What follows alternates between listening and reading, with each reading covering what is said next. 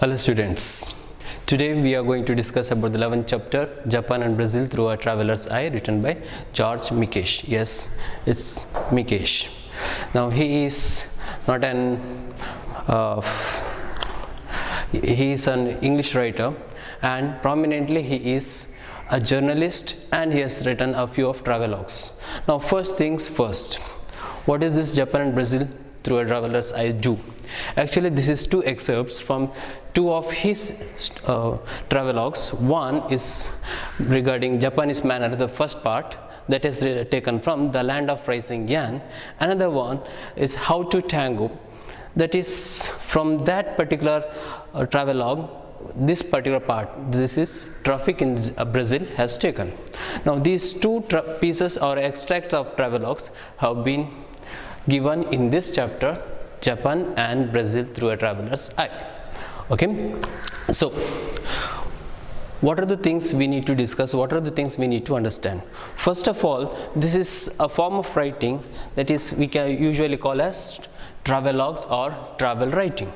Now travelogue or travel writing is writing down one's experiences and the things he or she has seen in an alien or foreign land.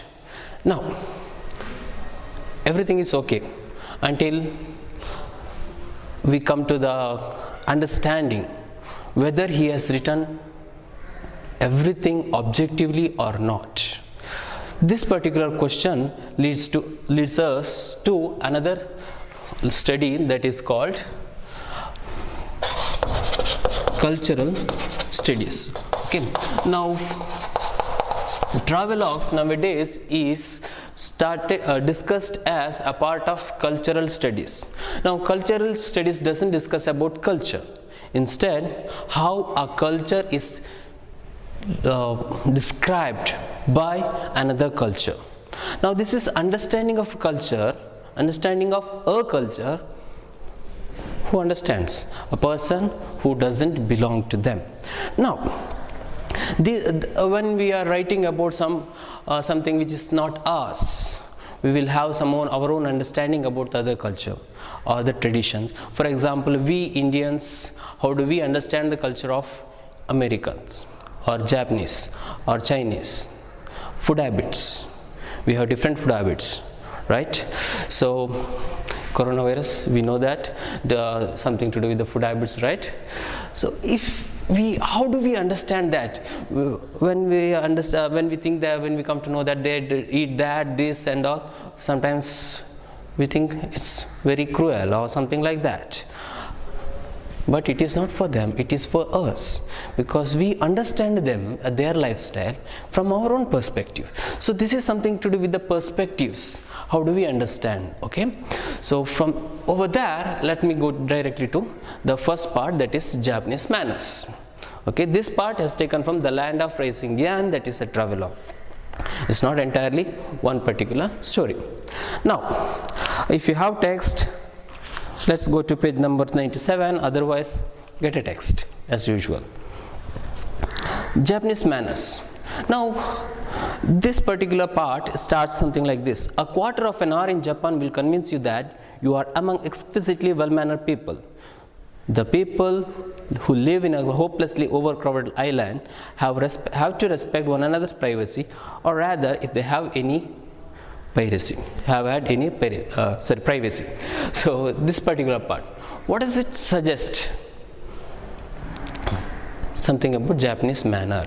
It said that first point you have to understand, that is, they are exquisitely well-mannered people. Who are called as exquisitely well-mannered people? One more question can be asked. The Japanese. How long it would take to us to understand that?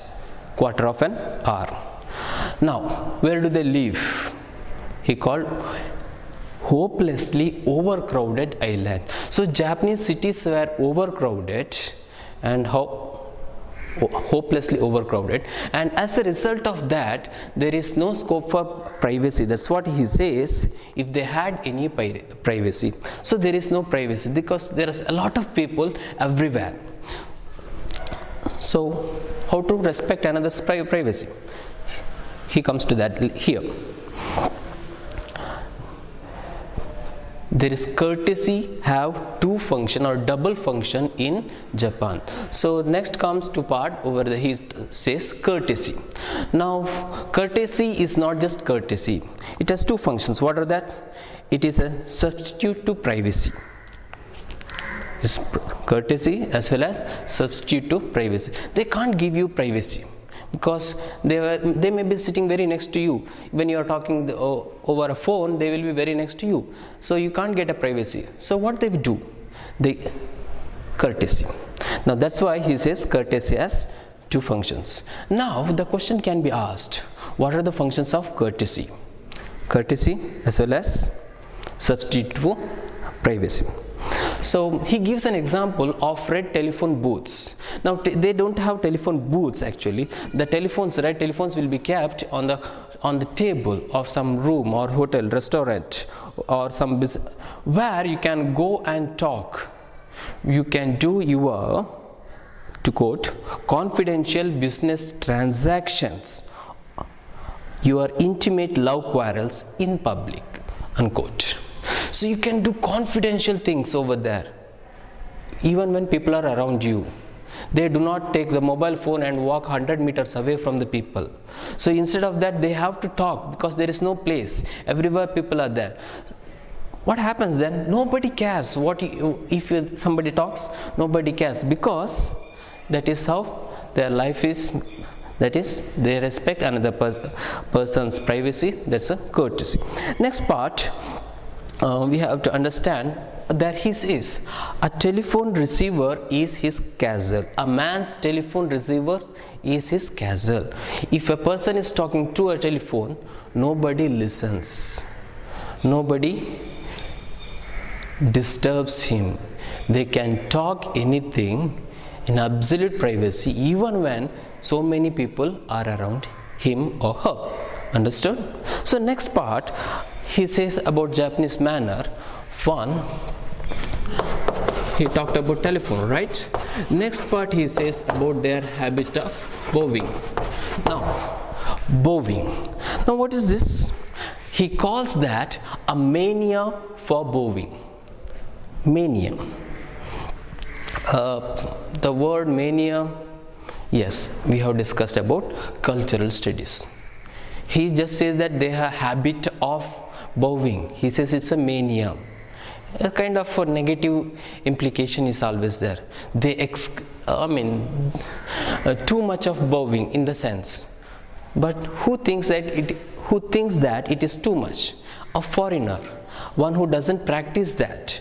So this is a part where we have to understand that our writer George Mikaish is not looking at the Japanese culture objectively. He looks it from his own point of view. So he says their mania for bowing. Everybody keeps bowing to everybody else with the ceremonious, to quote, with the ceremonious solemnity of courtier, yet with a great deal of natural and inimitable grace. Inimitable. A foreigner cannot imitate. It's a natural, and there is a great deal of natural. It comes to them naturally because they have seen from very beginning of their life. But a foreigner, it's not possible. It's inimitable. And he further says that even though he said that it's a mania for bowing, next part he says it's a quainter, more formal, more oriental. It is also infectious. After all these things, there is something you have to understand. He said it is neither less or more silly than shaking hands or kissing on the cheeks or hugging to other person for 3 or 4 times.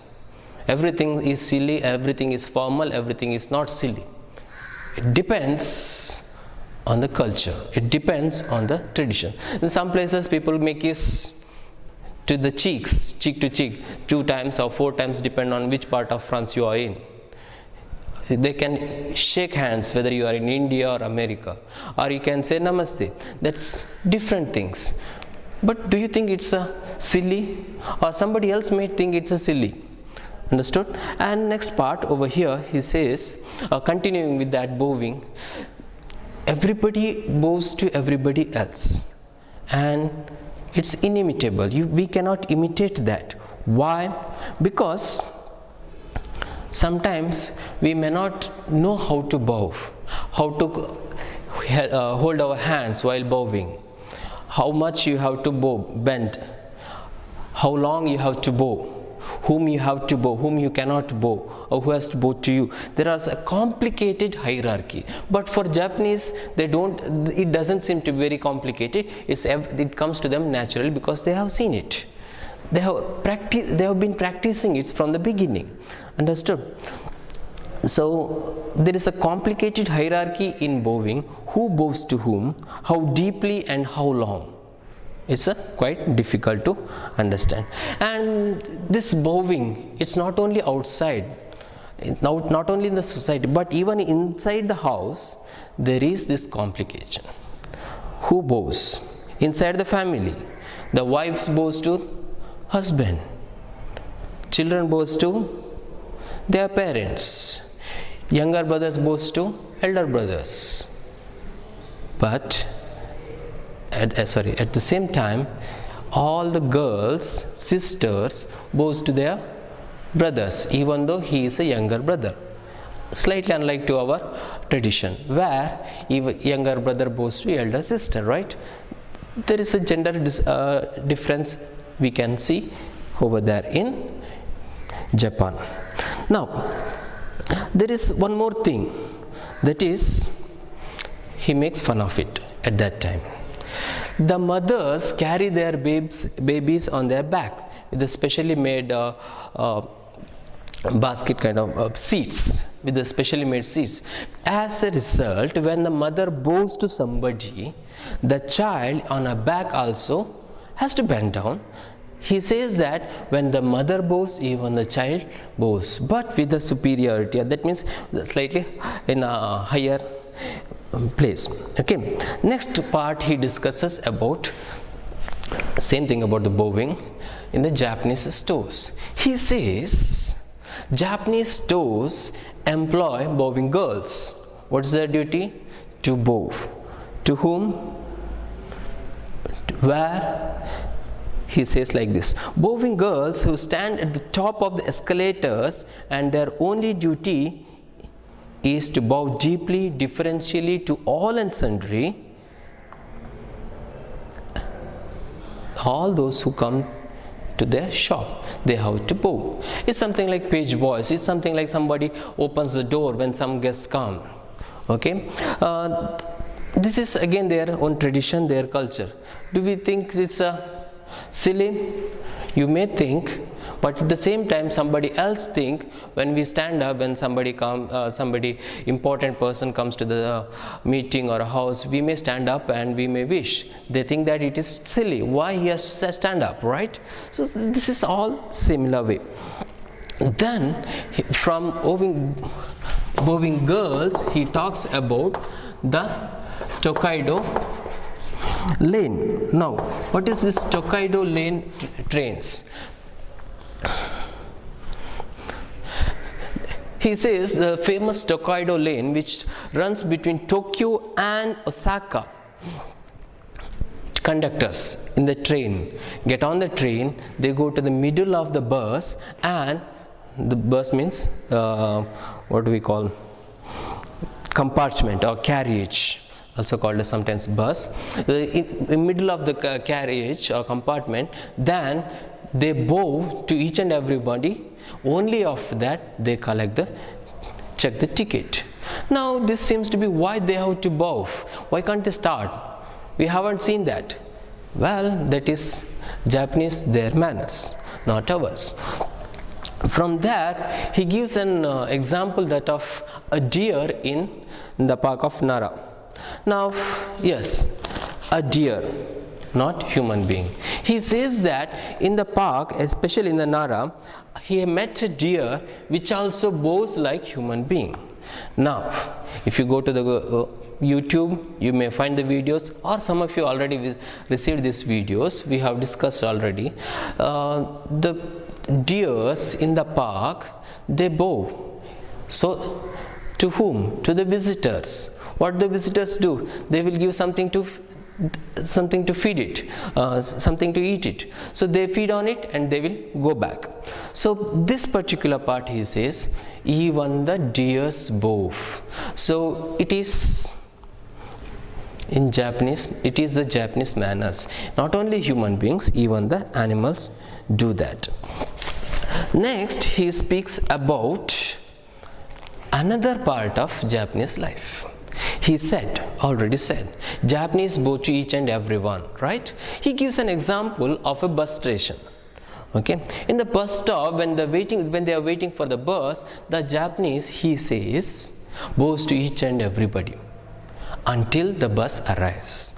What happens when the bus arrives? When the bus arrives, bus come to the station, all these people who were being gentlemen, who were bowing to each other, all of a sudden turn to savages, to quote. He calls them savages. Why?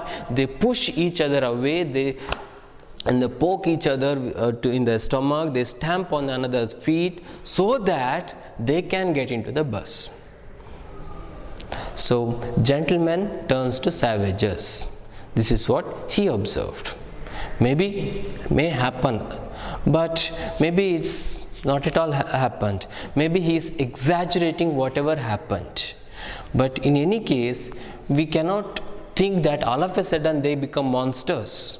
There may be some reason, maybe up to some extent it is true, up to some extent there is maybe exaggeration might be there. And whatever it may be, we have to understand one thing out of it, that is, Japan is hopelessly overcrowded place. If they want to get into the bus, they have to rush. So they have to beat others. Maybe this one. Okay. Now, first he talked about privacy, then bowing, and then now he talks about eating soup. How to eat soup in Japan. Before going to Japan, you have to practice that. What is it? We have already discussed in the class, the making sound. Okay, eating soup in the Japan is more dangerous than almost anything else. What is the more dangerous thing to do in Japan? That is eating soup. Eating soup is more dangerous than anything else. Why? Well, while eating the Japan, you are supposed to make fearful noise. When you enjoy something, don't eat quietly. It is not the time to have manners. It is when you have to enjoy. So eating soup, you have to make fearful noise. What happens if you do not make fearful noise? Like a European or like an American, if you eat quietly without making any noise, maybe then Japanese host, the one who offered soup, may think that you did not appreciate that, or you did not like that. Okay, if a Japanese person likes the soup or food, they will make that fearful noise. If they don't, that means they did not like it. Okay, the problem is, if you do not make noise, they think that you don't have manners. Understood? If you make noise, being a European and make noise, they will be knowing about the Europeans. How do European eat? They eat quietly. So if an European makes a fearful noise, that is disgusting noise for a European, then she may think that he is ill-mannered lout. So why? Because Europeans do not make noise. Well-mannered Europeans do not make noise while eating soup. Ill-mannered only do that. It's a vice versa when it comes to Japanese. Understood? These are the things he talks about Japanese manners. So first he talks about how do they respect each other's privacy. Second part, he talks about bowing. Now when it comes to bowing, how to bow. Then he says complicated hierarchy of bowing. Then he gives example that of Tokaido line. Then he also gave an example of bowing girls who was employed by the commercial establishment. Then he has given example not only human beings but also deer from Nara. It also does that. Then he gives example of the two conductors in the famous Tokaido line bowing to the passengers before checking the tickets. Then he moves on to how Japanese people behave while waiting the bus, and how their behavior changes as soon as the bus arrives. Next part, he says most dangerous thing in Japan. What is that? Eating soup. So be careful while eating the soup. If you do not make noise, they will get upset. If you make noise, then also they might get upset. These are the things he talked about Japan. Well, the main question is whether he has observed all these things objectively. Hegide hage. No. There are always, he is trying to ironically comment something like exquisitely well-mannered people to gentlemen transformed into savages. Hopelessly overcrowded island. Why did he use hopeless word? Again, who doesn't have hope? Whether Japanese or this person, our George Mikesh or we. We have to understand all these kinds of subtleties, because this is a travelogue, this is a part of cultural studies, this is how we understand. Understood? Then if you have, let's move on to the next part, that is traffic in Brazil.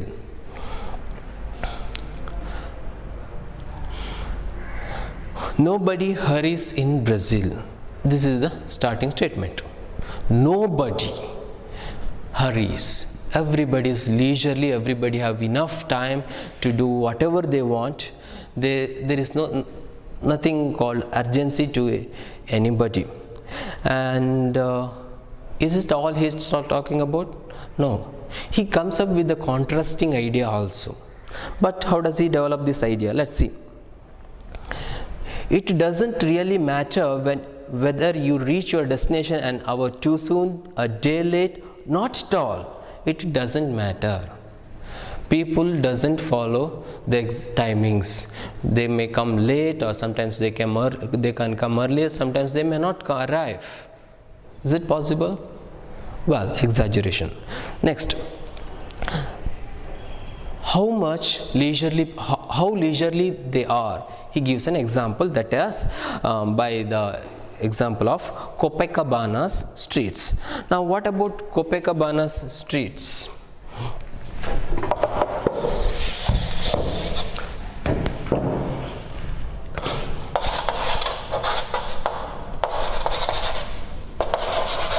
Now this is Copacabana is one of the towns in Brazil, and you can Google it also. The streets or the pavements have been beautifully decorated with the black mosaics. The pavements, footpaths are beautifully decorated with the black mosaics in Copacabana. The real question he asks now, who would do that? Only the people who can enjoy the beauty can see that. Look into it. Yes or no? People have a lot of time. People who spend a lot of time on beautifying their city, that means they have a lot of time. They are leisurely people. Now that's what he says, that's what he meant when he said only a people alive to beauty in their surroundings. They are the people who are alive to the beauty in their surroundings. They can look into it. They will do such things. Okay, and they can be meditative. They will spend time with that. So first part, they are leisurely people. They enjoy the beauty and they doesn't hurry at all. They won't give any importance to time. But next paragraph, everything is changed. As soon as these easy-going, leisurely characters get a steering wheel in their hand, no speed is fast enough for them. The same leisurely people, once they start to drive, or when they get a steering wheel in their hand, when they are driving, what happens to them? They become very busy. They want to go as fast as possible. So no speed is fast enough for them. You would be inclined to believe that gaining a tenth of second is matter of grave importance to them. So when we see the way they are driving, it seems as if they are participating in kind of race. maybe Formula 1 race, who knows. Gaining a tenth of second is also very important. That means they will go as fast as possible. In order to do that, they will go rash driving, for rash driving also. Next part, next stanza, he says that people go very fast by the car. Okay, what about the cars? What about the cars? The motor cars are extremely costly. It's so costly that nobody can purchase it. Even though motor cars or cars are very costly, the number of motor cars are growing by leaps and bounds, extremely, as if there is no control. Number of motor cars are growing by leaps and bounds, as if they have distributed free of cost to all and sundry. Now, as if they got freely, everybody has a car all of a sudden. When everybody has a car, each and every person has a car, what they will do, they may take it to the roads. The number of cars may grow, but the road will be the same. So when so many cars come to the road, what happens? That definitely directly leads to traffic jams or increase in the traffic. That's what he is going to talk about. But there is something more about this paragraph. When we talk about the grammar, the 2 marks may come from this particular paragraph. That is, number of vehicles in growing by leaps and bounds. You may need to fill in the blanks with the appropriate words over here. This one they will ask usually. All and sundry means to everybody. Now the pedestrian life becoming more and more hazardous day by day. So whose life is becoming dangerous? This is a pedestrian, one who walks by. Why the pedestrian life is becoming dangerous? Because there is a number of cars are increasing. So what? He is walking in the pavements. Cars will go on the roads. No, it's not true. People not always walk in the footpath. They will also come to the road sometimes. Sometimes even the cars travel by footpaths, and we know that, we might have seen that, right? So it is not only for that. The people are very leisurely. Drivers are very fast. Now, it doesn't mean that. So how does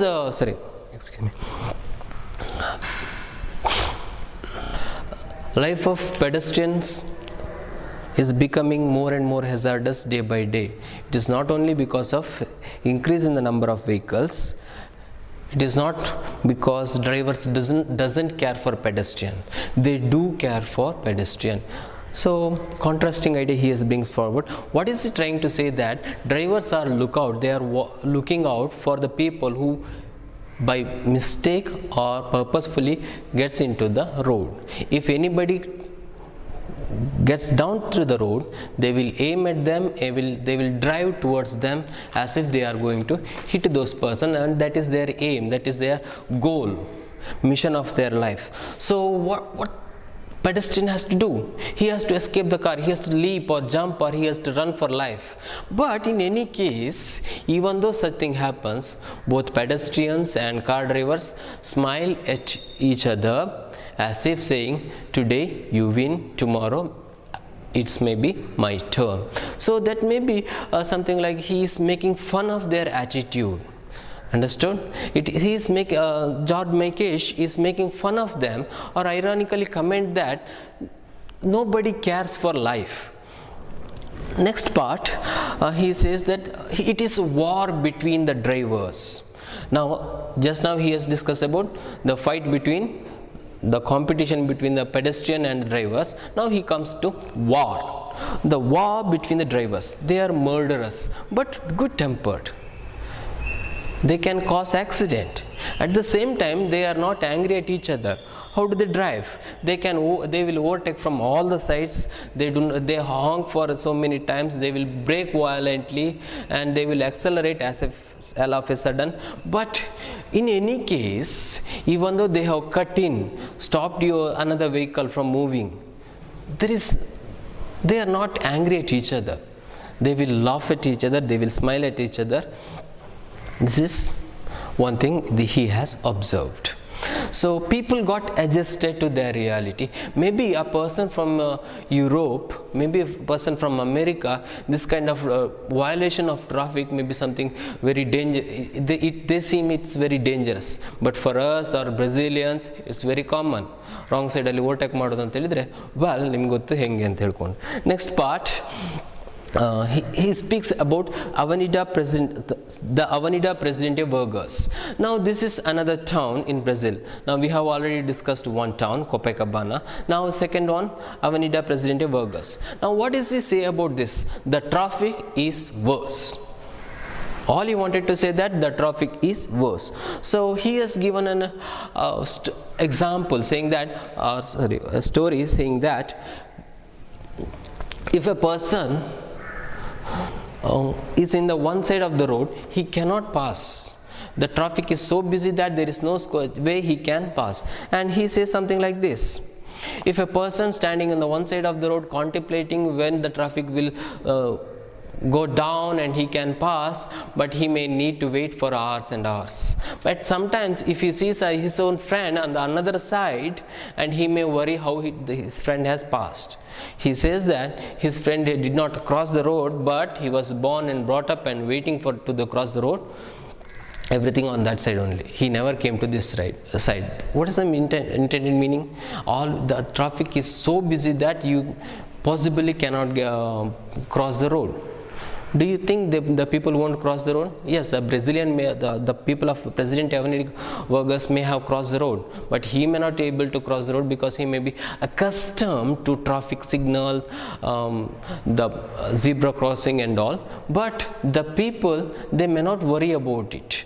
This is how an outsider looks into the fact, the reality. Okay, this is all he talks about the Avenida Presidente Vargas. Now again, do you think everything he has said about Brazil is true? The fight between the drivers and the pedestrian, the war between the drivers, or the person who is trying to cross the road? It's not true. It's not completely true. Even if it's true, it is exaggerated part. Now exaggerated ಅಂತ ಹೇಳಿದ್ರೆ ಏನು? So the exaggerated ಇರೋದಕ್ಕಿಂತ ಜಾಸ್ತಿ ಹೇಳುವಂಥದ್ದು. So the traffic, yes, traffic is maybe very busy, but it don't think that nobody can cross the road. They can cross the road. We can cross the road maybe, but our writer, he says that it's practically impossible. That is not true. He somewhere have his own opinion about the Brazil. Okay, Brazil, there is a traffic of the Brazil is worst, traffic of the Bengaluru is worst, traffic of Mumbai is worst. If somebody says that, we will believe that. And it is maybe worse. To who? The one who hasn't experienced that. One who has experienced that, one who is brought up in that reality, he doesn't see that in the same manner as a foreigner, as an outsider looks into. Understood? So all this is what he talks about Brazil and Japan. Understood? Yes. So if we finish, as we have finished with this, the summary, then we can look into the major questions. Shall we proceed? Yes, in a minute. Hello students, we have already discussed about the lesson, the Brazil and Japan and Brazil through a traveler's eye. Now let's move on to the question and answers. Shall we? So there are some questions over here. I don't write. I'm just going to read it and let's see we remember the answers. First question over here, this is again from the textbook. Who are the exquisitely well-mannered people referred in the lesson? I haven't written down entire the name of the lesson because that's what we are dealing with, but in the examination the question may contain like this. Question may be like this: who are the exquisitely well-mannered people as discussed, or within the bracket, Japan and Brazil through a traveler's eye? Who are they? Japanese people, right? Second questions over here, exquisitely well-mannered people refers to. Indians, Japanese and Americans. Three options are there. What we have to do, we have to just write down the answers. Instead of A, only dot seems to be there. Well, let's see. Indians, first question. Indians haven't discussed in the lesson. Americans also haven't discussed. Yes, we know that. Japanese are explicitly well-mannered people. So one and the two questions are one and the same, right? So any question may come in the examination, both the questions won't come. Third, what behavior substitute privacy in Japan? J should be capital, supposed to be capital. Well, let's see. And fourth question, what are the two functions of courtesy? Now, these two questions I am going to deal with together. What behavior substitute privacy in Japan? Yes, answer is, which is in the fourth question, that is courtesy. Courtesy substitutes privacy in Japan. Why? Because Japan is hopelessly overcrowded, within the quotation mark, as it is discussed in the lesson. Next part, what are the two functions of courtesy? Now, courtesy has two functions. Again, one more question is there over there. So first one, it is courtesy. Second one, question number 3, substitute for privacy. So two functions of courtesy, one courtesy, another one is substitute for privacy. Okay, let's move on to the next question. Why are there no telephone booths in Japan? Or the related questions, so many questions. Where can we find telephones in the Japan? Well, answer is Japanese. There is no place, they cannot spare place for telephone booths. Or Japan is overcrowded and they cannot spare space for telephone booths. So next questions, okay, if you have understood that, next questions, again the same thing, right? The reference to public telephone suggests how overcrowded Japan is, how Japanese people respect privacy, how busy Japanese are. All three are not answer, only one answer we have to correct, check. Then public telephone, what does it suggest? First thing, where they have kept, the position of them says how overcrowded Japan is. And what is said about public telephones? Telephones, nobody listens to you. That means how they respect privacy. Seventh question over here, what is called as a man's castle in Japan, or in the lesson? What is called as man's castle? A telephone receiver. A telephone receiver is called man's castle because you are safe in there. Nobody listens to what you are going to say. So what is called as a man's castle? That is again telephone receiver. Next, eighth one, hierarchy in bowing demands. Who has to bow to who according to their hierarchy? Now, youngsters bow to their elders. Is it right? Yes. Wife bows to their husband. Wives, actually wives it should be. Wives bows to their husband. Yes, correct. Sisters bow to their brothers. All the three are right. So they can give some other points, something like younger brothers bows to their sister. That is not true. So all sister, any age, they will bow to their brothers. Okay. So when we go, shall we go to the next question? If you can go to next question, well, that's a ninth question over here. Who do Japanese stores appoint? Who do Japanese stores appoint? Now it is not, we are not talking about the for sales, actually as is discussed in the lesson. Who do they appoint?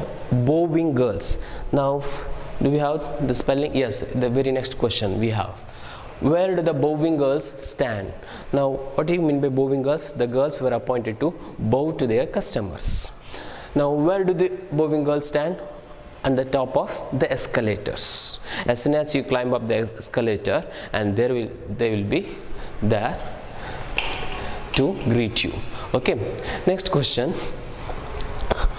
What is a sign of appreciation while how does one show appreciation while eating soup? And the second 12th question is also same. What is the sign of appreciation while eating the soup? What is it? And we all know that is making a terrible noise. How you have to eat? While drinking the soup, you have to make noise. Don't eat silently, because that is not considered as good manner. Okay, shall we move? Then, where did the writer meet the bowing deer? Or the reference to a deer which also bowed to the narrator or the speaker. Where did he see? Well, he said that in a park or in a place. What is that place called? Nara. And we have come across these pictures and images already, we have discussed in the class. So shall we move on? Then, how are the, now until here we have questions from Japan, and next part, what is that? Traffic in Brazil. So the questions are there from over there. Now, how are the pavements in Copacabana decorated? Copacabana is one of the towns or busy cities in Brazil, and the streets were decorated. How are the pavements in Copacabana decorated? How are they? They are grey pavements decorated with black mosaics. Okay.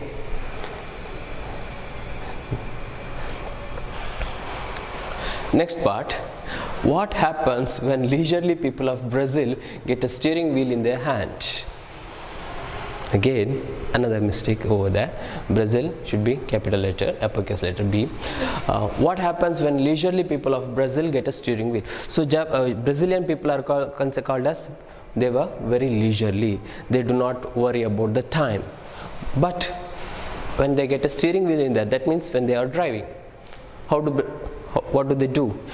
Even it looks like even a tenth of second becomes grave importance for them. What happens? It looks like even a tenth of second becomes grave importance to them. That means they drive so fast, so rash. So 16th question, who do Brazilian driver look out while driving and why? Related question is coming up over there. Well, who do they look out? Brazilian drivers look out for pedestrians. Pedestrian, passerby, one who is walking. Why? So that they can aim at them and accelerate. Next, what is called as murderous but good-tempered? What is called as murderous but good-tempered? Again the same way, the war between the drivers. What is it? The war between the drivers. How do Brazilian drivers look out for driving and why? So that is the reason. Actually, something else is we have already discussed. The number of vehicles are growing leaps and bounds, and that is hazardous for pedestrians. 19th one, in which Brazilian city one find impossible to cross the road?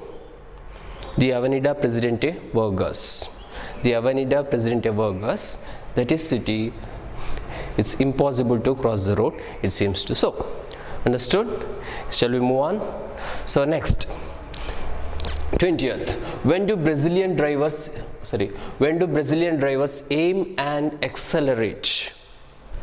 When they see, when do they accelerate? When they see a pedestrian getting out of the pavements, then they aim at them and accelerate. 21, as soon as the driver notices a pedestrian's step off the pavement, he, option A, regards him as a fair game, B, greets him with the smiles and ignores him and moves on. What does it do? If a pedestrian step off the pavement to the road, regards him as a fair game, and then he aim at them and accelerate. So what they have to do for their life, for their dear life, they have to leap and jump or they run off. They have to do. So 22nd question, what according to the writer do the driver and pedestrian finally do in Brazil? They smile at each other amicably. What do they do after all these things? They smile at each other. There is no hard feelings. It happens. Next, 20th, and who entered the carriage in Tokaido line in a slightly theatrical scene? Again, this last question is from the earlier unit, that is the conductors. The conductors enters the carriage or the coach in the theatrical manner. They come to in the middle of the coach and they bow to each and everyone, and only after that they start checking the tickets. Okay, now if these are the 1 mark questions, and let's move on to the possible 4 marks question, 4 and 6 mark questions, almost same answers we have to write, and that depends on the questions. Now let's look at 2 more questions over here. Why is bowing in Japan complicated process? Now bowing in Japan is a complicated process. So why is it that? He gives us so many reasons, and let's look into them. They bow with the ceremonious serenity of a courtier, yet with a great deal of natural and inimitable grace. This is the first point you can use. Japanese bow with the ceremonious serenity of the courtier, yet with a great deal of natural and inimitable grace. Inimitable, you cannot imitate, or foreigner cannot do that. And there are some other points we have to use all these points. It is neither less or nor more silly than shaking hands or kissing on the cheek. Okay, M is missing again.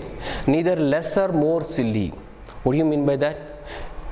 Just something like shaking hands or kissing on the cheeks in some other cultures. If they are silly, this is also silly. If they are not silly, this is also not silly. So this is something same way, but it is expressed in a different manner. So we have to use that point. And then it's quainter, more formal, more oriental. We have to use these words. It's quainter, more formal, and more oriental. Compared to the Western culture. Then it's a natural practice. It is a natural practice to a Japanese. And there is a complicated hierarchy in bowing. Who has to bow whom? Japanese know whom to bow, how deeply and how long. And this depends on the hierarchy. What are their?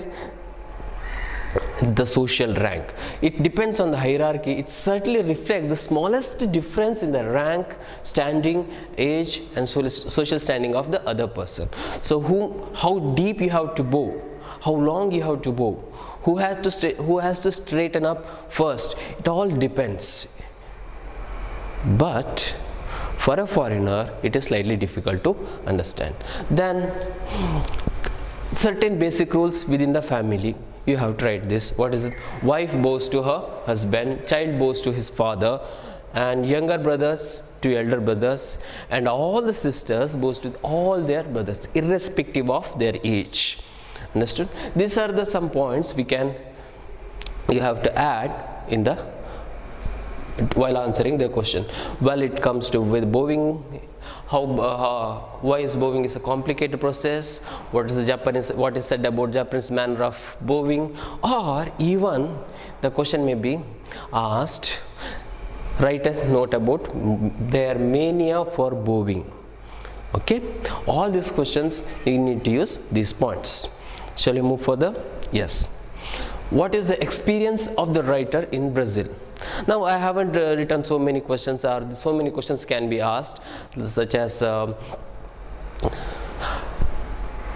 a note on a traffic as he has observed, write a note on their sense of beauty, or what he has observed about Copacabana or the Avenida Presidente Vargas. All these things I haven't mentioned differently, but look at this question. Some answers are there. These are the major points we need to use in our answers. George Mikesh observes that Brazilians are leisurely people and who spends their time on the pavements. Example, the Copacabana, decorated with the black mosaics. Grave pavements were decorated with black mosaics. They are alive to beauty, that's why they are doing that. They do not seem care for time. When you are observing the beauty, they do not care, and also they do not worry whether they arrive late or not. But the same people, at the moment they get a steering wheel in their hand, no speed is fast enough for them, and as if they gaining a tenth of second becomes a grave importance, they drive very fast, very rash. They do not regard to the pedestrian on the street, accelerate towards them. If a pedestrian get out of the pavements, they aim at them and moves. Then he has also discussed about the war between the drivers. The war between the drivers, we have already discussed this in one more question. It's a murderous but good tempered.